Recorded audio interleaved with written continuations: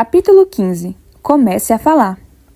Alguns anos atrás, eu me encontrava na Ásia, trabalhando entre os maometanos de lá. Tentava levá-los a Jesus Cristo. Explicava-lhes que Jesus é o Filho do Deus vivo, que Ele é o único meio pelo qual a humanidade pode ser salva. Tinha colocado todo o meu coração no trabalho. Esforçava-me em andar diariamente com Deus e em agradá-lo, mas tudo me parecia difícil. Um empecilho após outro aparecia em meu caminho. O trabalho não parecia prosseguir. Um dia chegou um telegrama de minha esposa que estava no Canadá. Para aumentar meus problemas ali na Ásia, o telegrama trazia notícias pessoais muito desanimadoras. Desesperadamente, precisava que Deus assumisse a remoção de todos aqueles obstáculos que só Ele podia entender. Embora nossa compreensão humana de toda uma situação sempre seja limitada diante de nossa visão estreita do quadro e de nossa limitada percepção do que está acontecendo, Deus, o onisciente, está vendo tudo. Ele sabia o que estava acontecendo na Ásia. Ele sabia o que estava acontecendo com minha família no Canadá. Tinha de falar com Deus, pedir-lhe que viesse e se colocasse em primeiro plano, deixando-me na retaguarda. Eu não tinha respostas para os muitos problemas que me confundiam. Minhas orações deram resultado. Minha vida pessoal aquietou-se quando confiei em Deus para resolver os problemas em minha família e acudir às minhas limitações no esforço para alcançar os maometanos. Ele o fez.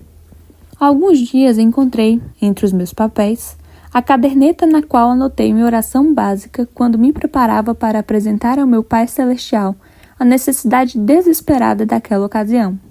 Do Salmo 116:1 extraí o seguinte: Amo ao Senhor, pois Ele ouviu a minha voz. Como você se sente quando ama alguém que conhece? Se ficasse proibido de falar para sempre com essa pessoa, como ficaria triste? Se a restrição fosse anulada e recebesse novamente permissão de falar com ela, como ficaria feliz?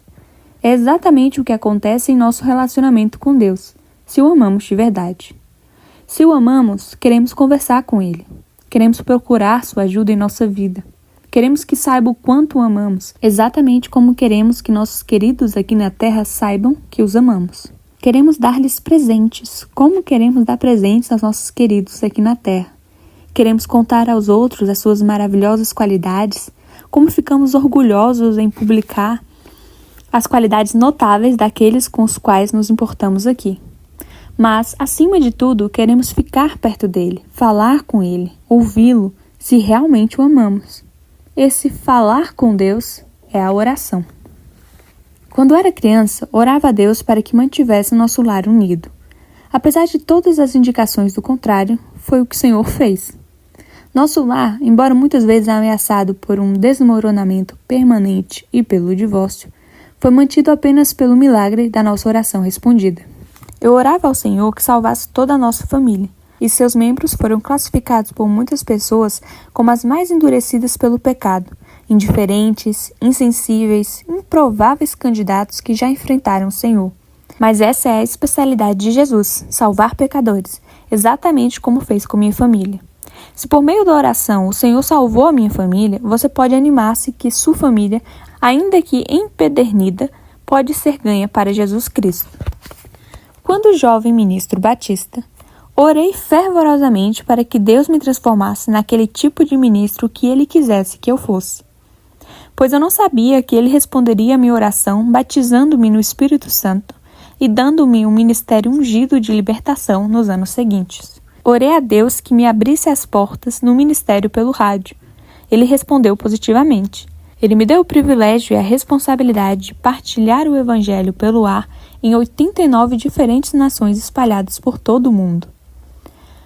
Como orei que o Senhor me transformasse num ganhador de almas.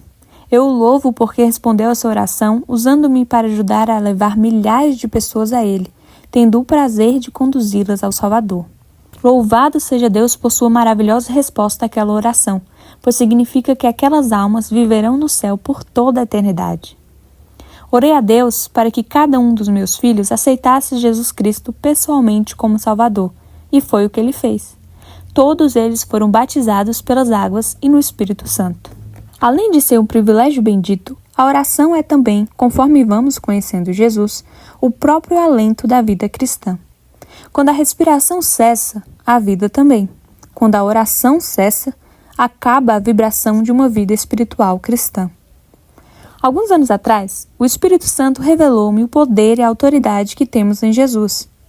Durante aquele período, eu pregava diariamente na estação de rádio de Lodge, em Modesto, na Califórnia. Foi então que fiquei sabendo que Jesus nos dera o direito de fazer as obras que Ele fez. Realmente, Ele prometeu que o faríamos. Ele diz em João 14, 12 ao 14, em verdade vos digo que aquele que crê em mim também fará as obras que eu faço, e as fará maiores do que estas, porque eu vou para o Pai. E farei tudo o que pedirdes em meu nome, para que o Pai seja glorificado no Filho. Se me pedirdes alguma coisa em meu nome, eu o farei. Durante os anos que se seguiram, tenho partilhado com multidões de cristãos os nossos direitos e privilégios na reivindicação da autoridade que Jesus nos deu. Colossenses 3,17 adverte: E tudo o que fizerdes por palavra ou por obras, fazei-o em nome do Senhor Jesus, dando por ele graças a Deus Pai. Quando fizemos, doentes foram curados, demônios foram expulsos. A salvação veio àqueles que antes rejeitavam a Deus, e tudo através da invocação do nome do Senhor Jesus. Nenhum homem faz essas coisas. Só Jesus Cristo pode e faz essas coisas. Mas Ele usa homens como canais por meio dos quais as palavras saem e levam outros a Ele. As palavras fazem esses milagres por meio de Cristo. Quando encontramos alguma condição de vida aparentemente imutável, insuportável, percebemos que a tragédia está presente naquelas vidas. Meditamos, cremos, falamos com Deus, vamos ao seu trono em oração, baseando nossas palavras em nossa fé de que Deus está ouvindo, que Ele responderá.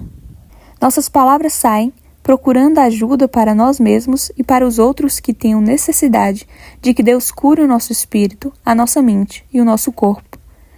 Jesus tornou-se nosso advogado, intercedendo por toda a humanidade diante de Deus. Logos Magazine, revista Logos, publicou uma fotografia do casal William Hinderleider, residentes em Los Angeles naquela ocasião. O Sr. Hinderleider é membro do Conselho de Anciões do Angelus Temple em Los Angeles. Ele atende doentes nos hospitais de Los Angeles e pessoas que o chamam de todo o país. O Sr. Hinderleider tem agora 107 anos de idade. E ele dá a Deus todo o crédito de sua longa vida na qual tem sido capaz de servir em nome de Jesus. Ele comprova a resposta às orações. T.L. Osborne, em seu livro Young in the Faith, Jovem na Fé, revela algumas verdades importantes sobre a permanência constante de nosso desejo e capacidade de estarmos em boas relações com Deus. Deus quer que expressemos o desejo de nosso coração a Ele em oração. Ele sabe o que precisamos, mas espera nossas palavras reconhecendo que Ele é nosso Senhor. Ele espera nossa expressão de fé que declara que Ele é capaz de fazer aquilo que prometeu. Ele espera que nos recobremos aquelas promessas. O Sr. Osborne observa, para espanto seu, que algumas pessoas ficam velhas, não maduras, simplesmente velhas, na sua fé numa idade física tão jovem. Por causa de sua atitude relaxada para com a oração, muitas pessoas de meia idade ficam cansadas na fé. Isso acontece porque não há nenhuma infusão do Espírito Santo, a espécie de revitalização que ocorre quando a pessoa, por intermédio da oração, procura novas verdades, novas forças para cada dia, conforme diariamente procura Deus em oração. O Sr. Osborne continua dizendo que as pessoas que obtêm respostas às suas orações são pessoas que oram. Superficialmente, pode parecer uma conclusão óbvia, mas o que o Sr. Osborne está dizendo, contudo, é que as orações sem resposta podem ser apenas rituais. Entretanto, as orações que obtêm resposta são motivo de alegria e bênção. Repetimos, o assunto aplica-se exatamente às nossas palavras. Deus não está interessado em sua crescente eloquência quando falar com Ele, quer particular ou publicamente. Deus está interessado na simplicidade e honestidade de sua fé nele. Em Mateus 6, 5-6, Jesus disse: E, quando orares, não sejas como os hipócritas, pois gostam de orar em pé nas sinagogas e nas esquinas das ruas para serem vistos pelos homens. Em verdade vos digo que já receberam a sua recompensa. Mas tu, quando orares, entra no teu aposento e, fechando a tua porta, ora a teu Pai que está em secreto, e teu Pai, que vê secretamente, te recompensará.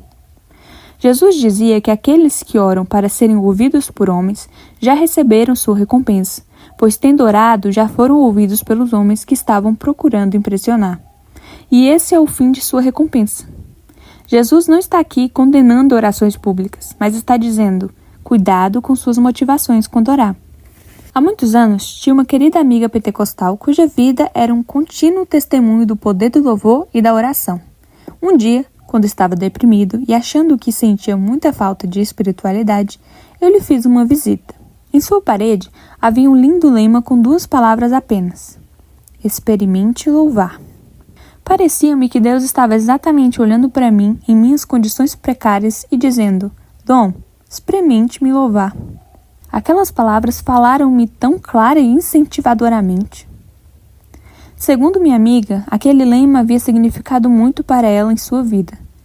Seguindo a orientação desse lema, ela criara uma fórmula prática de procedimento para os seus próprios problemas e seus momentos de desespero e desânimo. Primeiro, orava, pedindo ao Senhor que a ajudasse e a orientasse. Depois, pegava a Bíblia e procurava um pensamento que a orientasse de modo definido em sua dificuldade particular. Como a Bíblia é a palavra de Deus, geralmente ele falava à sua mente e a seu coração receptivos por meio de um versículo bíblico, dando-lhe a certeza de que ele estava operando por intermédio de sua fé nele. Depois disso, ela não voltava nunca mais a falar-lhe sobre o assunto. Ficar pedindo a mesma coisa todos os dias parece prova de dúvida, disse ela. Eu simplesmente lembro a Deus a sua promessa e lhe agradeço a resposta que já está a caminho. Aquelas palavras faziam toda a diferença na vida daquela senhora querida. Ela mantinha diante de si o conselho do seu lema, apenas aquelas 2 palavras. Oferecia seu pedido e louvor a Deus. Depois procurava na Bíblia orientação para o assunto. Em seu coração, ouvia Deus lhe falar de sua palavra. Em seguida, usava suas próprias palavras só para lembrar a Deus que estava pacientemente esperando pela vontade dele. E ela recebia o que dizia. É bom orar em períodos de dificuldade, mas também podemos louvar a Deus quando a oração parece falhar. Tais palavras de louvor deleitam a Deus, pois Ele sabe que estamos expressando nossa fé contínua nele e nossa contínua confiança. Foi esta a experiência do fiel profeta de Deus, Abacuque, pois ele orou: Até quando, Senhor, clamarei eu, e tu não me escutarás? Abacuque 1, 2. Mas quando ele começou a louvar a Deus, foi confortado em espírito a ponto de poder declarar: Ainda que a figueira não floresça, nem haja fruto na vide, ainda que o produto da oliveira falhe, e os campos não produzam mantimento, ainda que as ovelhas sejam exterminadas, e nos currais não haja gado, todavia eu me alegrarei no Senhor, exultarei no Deus da minha salvação. Abacuque 3, 17 e 18. Muitas pessoas são técnicas em pedir, mas não são bem-sucedidas em receber. Quando pedimos algo ao Pai, devemos então começar a aguardar a resposta, antes mesmo de ver ou sentir as evidências. Ou oramos com fé, ou então é de todo inútil orar, pois a fé é a certeza das coisas que se esperam e a prova das coisas que não se veem. Hebreus 11, 1. Se já pudéssemos ver os resultados daquilo por que estivemos orando, não precisaríamos mais pedir a Deus. Temos de crer que Deus nos ouve, mesmo quando todas as coisas à nossa volta pareçam indicar o contrário. Se você está orando em nome de Jesus e continua não recebendo a resposta às suas orações, não está tendo o suprimento de suas necessidades, nem conseguindo a realização de atos sobrenaturais em seu benefício, pode ser que você esteja usando simplesmente uma forma de oração sem poder.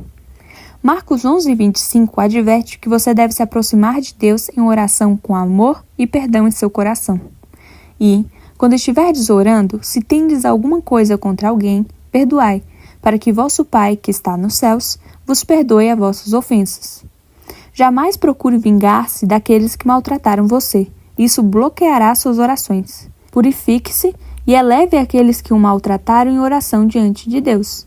Ore por cada um deles, citando-os pelo nome, e pratique as palavras do perdão. Como sempre, suas palavras farão com que o perdão seja verdadeiro. O que você declara com frequência e afirma a si mesmo, transforma-se naquilo em que você crê. Sua fé determina seus atos e transforma-se em seu modo de vida.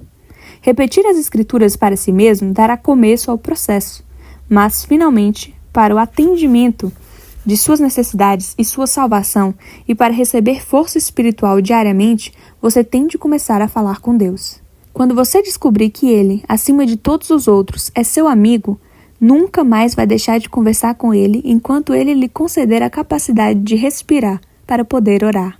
As palavras que você proferir farão toda a diferença, com a vantagem de que você começará a colher enquanto caminhar pela vida conversando com Deus. Você deve pedir aquilo que deseja obter. Louve o Senhor a qualquer preço. Louvarei ao Senhor em todo o tempo. O seu louvor estará continuamente na minha boca. Salmos 34, 1. Primeiro, você sente a alegria do Senhor em sua alma? Louve o Senhor. Ou você se sente vazio por dentro, ou pior, você se sente deprimido? Louve o Senhor a qualquer preço. É o sacrifício de louvor contínuo a Deus que você tem ordens de oferecer. Hebreus 13, 15. Sacrifício de louvor significa louvar o Senhor a qualquer preço, especialmente quando você não tem vontade. Segundo, seus filhos estão todos salvos? Louve o Senhor. Ou há algum que ainda está perdido no pecado? Louve o Senhor a qualquer preço. Deus promete que, crendo, toda a sua casa será salva. Atos 16, 31.